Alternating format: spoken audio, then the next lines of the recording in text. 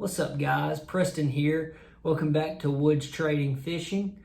Just wanted to do a video today on June bass fishing. So coming up into the summer months, a lot of people wonder, do you have to fish deep to catch fish?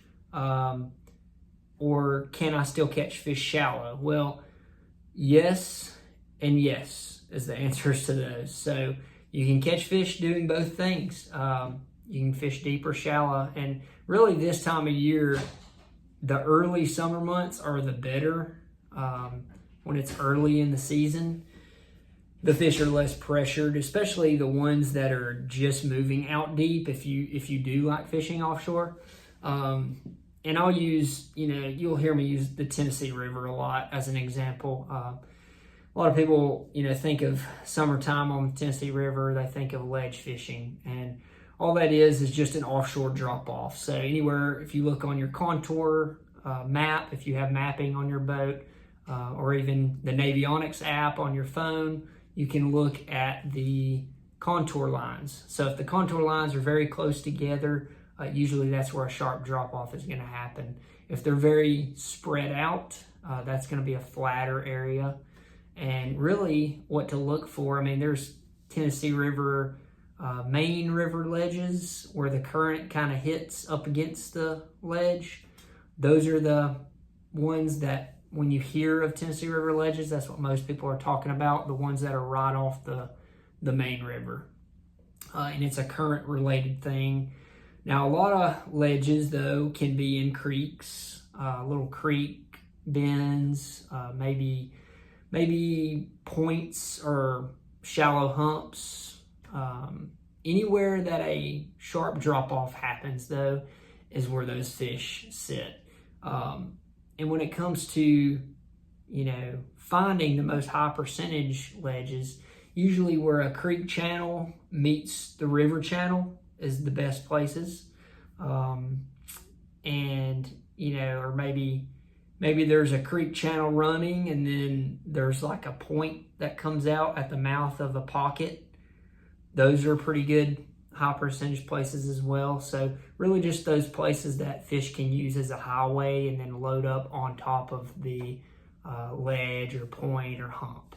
So just look for those high percentage places on your mapping, and there's many different lures you can throw, and we'll not go super deep into the lures. This is more of like an informational video about what to look for ledges, and then what shallow areas to look for. But so ledges, even on outside of just the Tennessee River, Coosa River lakes, this applies there as well. Same concept. Also offshore brush piles, rock piles, you can find those with your depth finders. So if you have depth finders on your boat, just graph those areas that I mentioned, and you'll find the offshore structure, and that's where the fish like to hang out a lot of times. Usually in that 15 to 20 foot range is a good depth to target to start with, at least.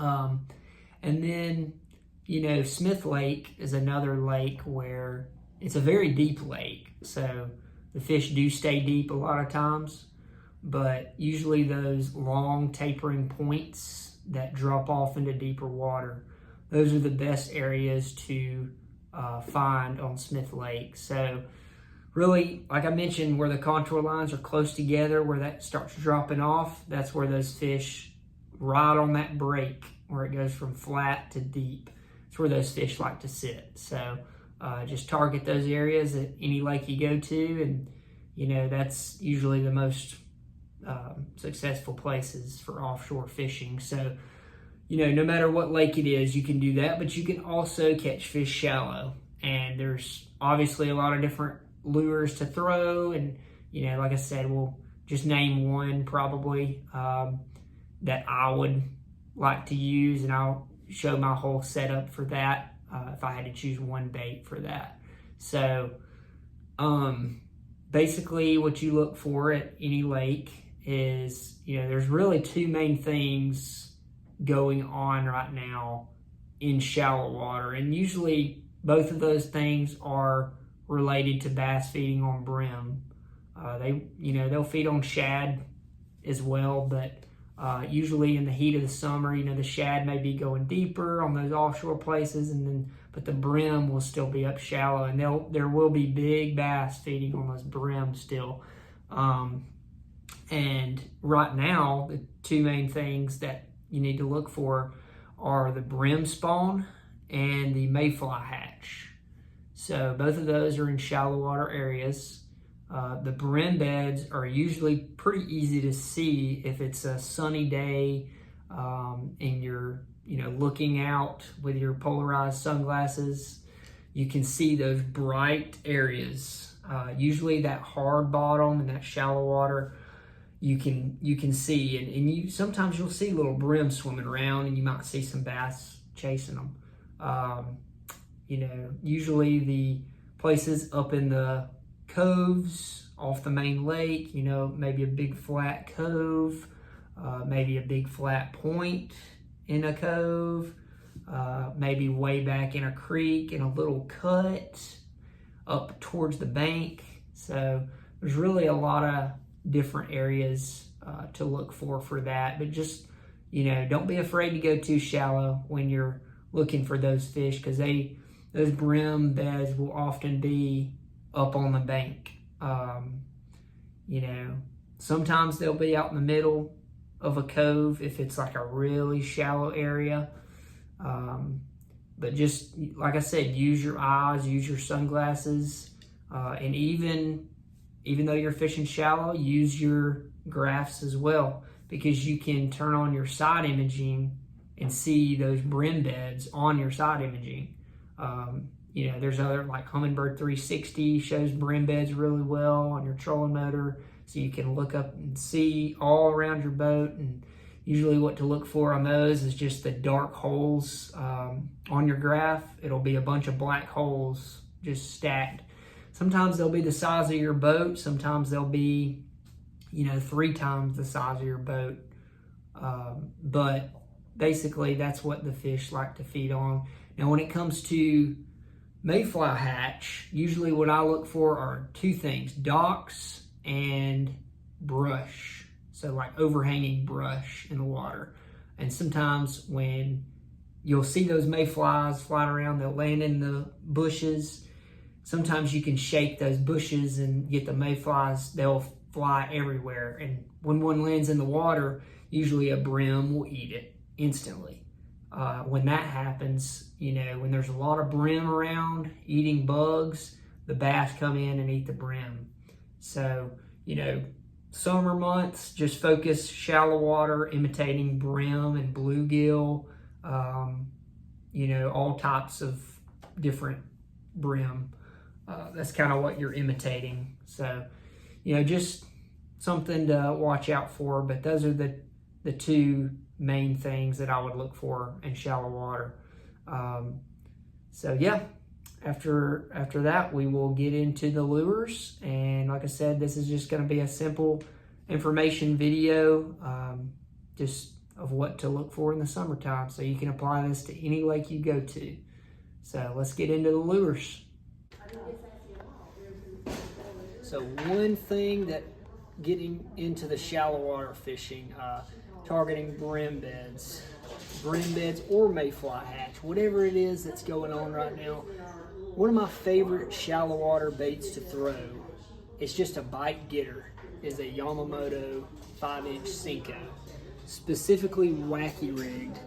And the one thing that I use on this, as far as the type of hook that I use, is a Gamakatsu G Finesse stinger hook, size 1. It's the perfect wacky worm hook. I throw it on put an O-ring on it, specifically this VMC crossover ring, size 5 is the perfect size for that. And the perfect setup to use on a wacky worm is a 7-foot medium spinning rod. This one here is a Daiwa Kage all-around spinning rod, paired up with a Daiwa Ballistic spinning reel, 2500 size. These are actually on sale right now, 30% off. So take advantage of that. That's the perfect setup to use for a wacky worm targeting those brim eaters. And what I spool my spinning reels with is a Sunline Overwatch braid, 16 pound. It's just a great braid. It's very slick, so the castability is very great on it. It's also metered, so it's high vis, I think 30 inches high vis yellow, and then it goes 12 inches green, dark green, so it kind of alternates, more of like a camo look. But I just like the slickness of it just because it helps with casting. I put a Seaguar Pounce fluorocarbon leader, 12 pound. I like a 12 pound just because a lot of times I'm throwing this wacky worm up shallow around vegetation or structure.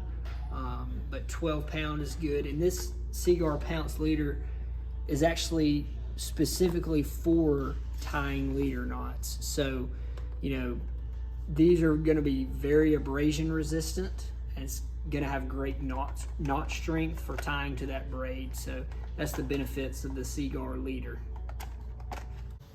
Now when it comes to offshore ledge fishing, as we talked about earlier, there's many different lures that you can use, but the one that I would say that I would be most confident in is a crankbait. There's many different types of crankbaits, but anything that dives 20 foot and beyond is usually what I use just to get it down there quickly. These are two different options here, and they're totally different actions between the two. This one is a DT20 by Rapala. This one is a Strike King 10XD. 10XD is going to get a lot deeper, quicker, and it has a lot more wobble. So if you're looking for those fish that are they want something with a lot of action, this is the one you're going to want to go with.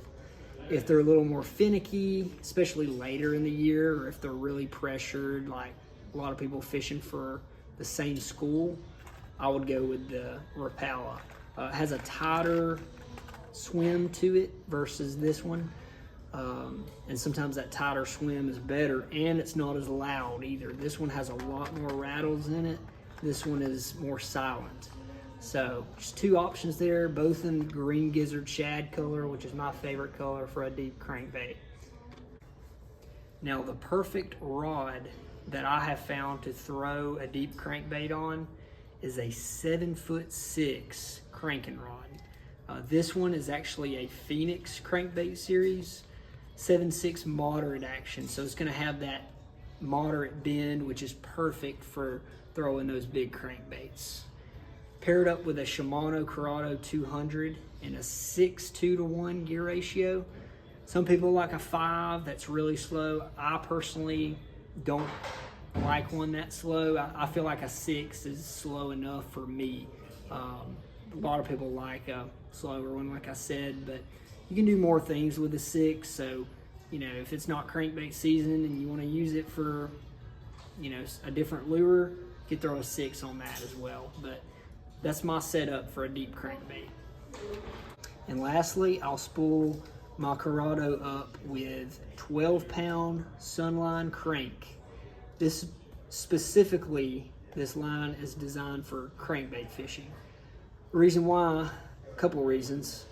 It's very abrasion resistant, so when you're fishing around structure, you're cranking deep rock piles, shell beds, brush piles, whatever it may be, your line can get eat up pretty quickly. And this one will prevent it from breaking as easy as other lines. A couple other things, it's very slick, so it helps with casting distance. You're wanting to bomb that crankbait way out there, which is why the longer rod helps. So casting distance, abrasion resistance, and lastly, the stretch. Stretch is a big deal for crankbaits, especially dealing with any treble hook bait, really. You can throw this line on lipless crankbaits, deep diving, square bill, jerk baits, top water, whatever it may be. But I would say stretch is really good it's a must-have for treble hook fishing. So that's my setup for deep cranking. So that was my setup for shallow water and deep water. Just one bait, obviously, you know, there's multiple baits to choose from, but if I just had to choose one for shallow and one for deep, those would be the two setups that I would use. So if y'all like this video, please like and subscribe to the channel. Thank you for watching.